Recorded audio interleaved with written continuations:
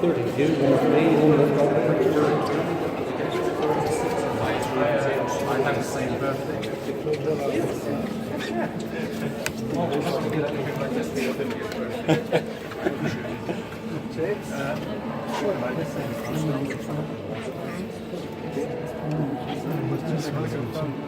Tell me after that because I don't have a passport. So this is the original lift. Nice lift. It's not what you expect to find in a Manchester, or like what you expect to find in a top hotel of the 30s or 40s. Are we supposed to not take pictures in here? You can take pictures in here, just don't use flash. I know there's a sign out there that indicates no pictures, just means no flash in the lift. Anywhere in the building, photographs, whatever you are, no problems. Can't flash everything. Right, so when we get to the top, if you would please just follow me right through the building, hoping that the reviews will be free for us to continue. Then you get your free time and you can come back and look at all the things that I'll talk about.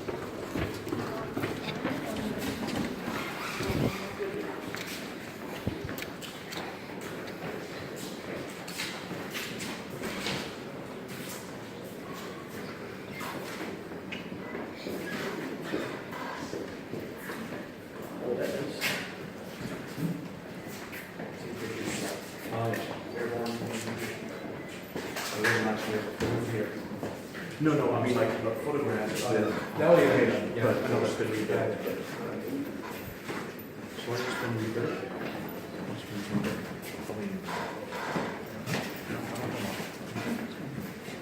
Some people do think this is a rebuild.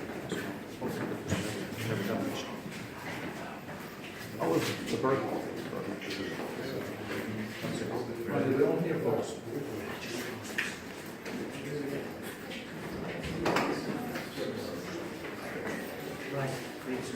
Just form a semi-circle on top of the roof, based on you'll be able to see the photographs as I go here. Right, we talked about the tea house down in Islamicop that we visited daily. This was a 20 to 25 minute stroll down the valley. It survived the air raid in 1945 undamaged. It was knocked down in the 1950s and the ruins were only cleared away as recently as 2006. You can still get into the basement levels. I can know the truth.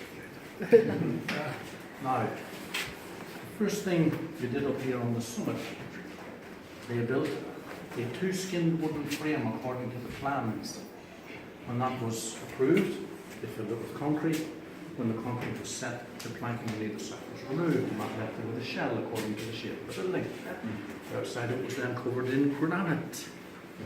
Inside where we see sandstone here. And all this stone was quarried near Passau, about 2 hours away from here by road, and then brought here. But it's at the quarries that they do something, I think, pretty clever. It's there that they cut every stone according to the blueprints and number them. So when the stones arrived here, every one of them already had a place in the scheme of the building, so it went together very quickly.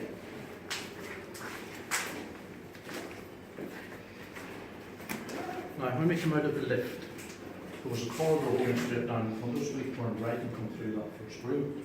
First two doors on the left just take you to outside the building. You can also come in that way to the lift from one side. Then going down that corridor, the first two doors on the left of it are the washrooms. They've always been the washrooms. They've been modernised. Past that, we have no access. It's road closed. But the next door, past the washrooms on the left, just opens onto a stairway that takes you to the full basement beneath. The last door on the left, on the end of the corridor, was the SS guards room. That's where they waited when we were providing security up here. And then on the end on the right, opposite the guards room, are the kitchens. They were always the kitchens. And when they were completed in 1938, They were the most modern kitchens in all of Germany. They had all electrical appliances. They only ever used them to reheat food that had been prepared earlier down on the River Salzburg and brought up here in thermal containers. Coming back from the kitchens, there's another door on the right again, we have no access. That leads through a little corridor and into a room that was intended to be Hitler's study. A room he never used. It's now the restaurant manager's office. Which then brings us to that first room we walked through. And this is how it looked back in the day as the dining room, today as part of the restaurant. And so you could seat 30 people around that long table. There is no original furniture surviving in the building. It has all been liberated. It's the best way to cover all forms of removal. But the wood paneling on the walls in that room and the coffered ceiling that we see is all original. It's sand blasted oak. And then we briefly went through this big room, the conference room, and that's how it looked originally. You can see the marble fireplace there in the photograph. It's perfect when you look at it a bit later up there. There's a lot of damage to it. And this is down to Allied troops even firing weapons at it to take pieces as souvenirs. But it's still impressive despite the damage in its scale. And if you look into the metalwork in the back of the gate, you can see 2 knights on horseback and between them the date 1938. It's been said that the marble for this was gifted to Hitler by Mussolini. We cannot corroborate that. Thick sandstone walls, a hexagonal room. The rug you see on the floor was a gift to Hitler from the Japanese Emperor Hirohito. That was chopped into little pieces and taken as souvenirs. And the beams you see on the ceiling there, they perform no function whatsoever. They don't support anything. Hitler's first visit to the building was on the 16th of September 1938, just as work on the interior was approaching an end. And as he walked through that room, he looked up and he went, "That's amazing." Now, who do we think might have overheard that? We had those beams installed, born to do that. So they're only there to look nice. And then from that room, we've come down this room. And this is it, in its original state. You can see that the windows do not match those in the photograph. They've been changed. But this room is properly named the Schoritzstube because it overlooks the Schoritz Valley below. But it's more commonly referred to as Eva Braun's room. This is the room that she would use when she came up here nicely. She would come in here with friends from the Obersalzberg. People like Margarita Speer, Margaret Speer's wife. Gerda Bormann, her own 2 sisters, Ilse and Gretel Braun. And she kept contact with a couple of old school friends, Marion Schoenemann and Hertha Schoenemann. They would come up here, a little group, sit in this room, have refreshment, chat, and enjoy the views. And when the weather was nice, we would sunbathe outside. The panelling in this room is Sembra pine, Swiss pine. If you look at the panels, you can see the plank's been split down the middle, it's then opened out that way. So that the knots mirror each other around the panels. Is very expensive. The dining room in the Berghof, which would have been 3 times the size of this room, 3 times as long, was also panelled in this Swiss pine. The lighting in here, original. And from that door, you walk out to that little terrace there. Sitting on a sun lounger is Adolf Hitler, looking out through those arches. The arches were originally open, as you can see, looking at the photograph, but they are glazed today for safety reasons. Imagine small people climbing up onto the wall, so in this moment, slipping, disappearing. Right, this one shows Eva Braun walking up the hill behind the building there. On the hill behind, we can see a cross up there, so in that direction she's walking. The cross has no connection to the building. It wasn't here then. It was erected in 1952. It's a memory of climbers who died in the mountains. And this one shows Bormann walking along the back of the building out there. And in the white suit, Dr. Joseph Goebbels, the propaganda minister. Now, as I said, anyone who wants any of these photographs, when I finish talking in about 10 minutes, will see me. And we go through it. Now, there are no bedrooms here. There are not any bedrooms in the original plans. We have to remember that this was constructed and intended to be used as a tea house. Someone put them up in good weather, spend a few hours and go down here. Nobody has ever spent a night here. The building was used as representational, so to bring visiting diplomats in nice weather to impress them with German ingenuity and engineering and these views. The building wasn't kept open in those days, just as it is not today during the winter.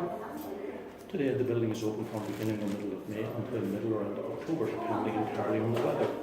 And during that time, bus ticket sales record over 300,000 people coming up. Wow. Those figures do not count those who hike up, and many do. They're not recorded. How many times did Hitler visit the building? I heard 20. 14. Now, his first visit, as I said, on the 16th of September 38. His last visit was on the 17th of October 1940. He never came up again after that. He made 14 official visits, 6 private unofficial visits, and 3 of those are documented, so a total of 20 visits. He continued to use the little tea house down in the valley, as he always had done, the one that inspired Bowman to build this. Hitler had not asked this. But it was not a surprise. He spends a lot of time in the Berghof, and not far from where that road begins, where we saw Robert Lydiate House. He couldn't have all those people, all that machinery, building materials, associated noise, and he knew what was happening. He always knew it was happening, so it was not a surprise.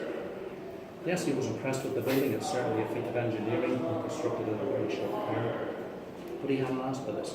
This was Borman's idea, and Borman took the idea and he drove it through, maybe even thinking it would be something he would always be around for. Many times have I mentioned Borman already in talking about it, so if that was his aim, he's achieved it. Other members of the Nazi hierarchy used the building far, far more than Adolf Hitler ever did. Indeed, Edward Long would hike up here, and she arranged for the wedding reception of her sister Gretel, and she married an SS general from Deverline. And Eva arranged for the wedding reception to be held here in the building on the 3rd of June 1944. Adolf Hitler did not attend because of the war situation. Adolf Hitler would leave the Berghof down there on the Obersalzberg for the last time on the 14th of July 1944. He would never come back. Exactly a week later, on the 20th of July 1944, is the attempt on his life in the Wolf's Lair at Glastonbury, the next person. The bomb, great place. How much did all this cost? At the time of completion, the road, the building, fixtures and fittings came in at 34 million Reichsmark, which would then have been 10 million US dollars. Today it would be 150 million US dollars. But there is no way on this earth that we could achieve hardly any of this for $150 million today. We know that today all the pre-construction consultative meetings that have to take place, health and safety issues involved, will probably eat all of that up before you'd even go as far as putting a spade into the air. So, not achievable today. The air raid. On the 25th of April 1945, the RAF came in over the whole of our entire mountain and back, and this was the route to the Obersalzberg in that direction, and this was target A on the flight plan. This was the first target on the route, and the building survived without so much scratch. And there are multiple reasons for that. Firstly, it was a small target. It's not a big shot. The granite on the wall side of the building blends in very well with the rock of the mountains surrounding it. It sits on top of a rocky outcrop. As you get a right hit on it, it's not affected. And again, there had been a light snowfall just a few days prior to the raid. This would help disguise it. However, in 1952, when they're blowing up the remains of the bomb-damaged Berghof and the Obersalzberg and other buildings down there, this was scheduled to be blown up at the same time. But the local governor, Mr. Theodore Roosevelt, he intervened on behalf of the building, pleaded could it not be spared, they could find a use for it. It was spared. As I said, 52, the buses began down in the public up here. In 1960, the building was given over to a charitable trust who oversee it being leased out as a mountaintop rest home. That's all it will ever be. Much of the proceeds going to various charities. Any questions?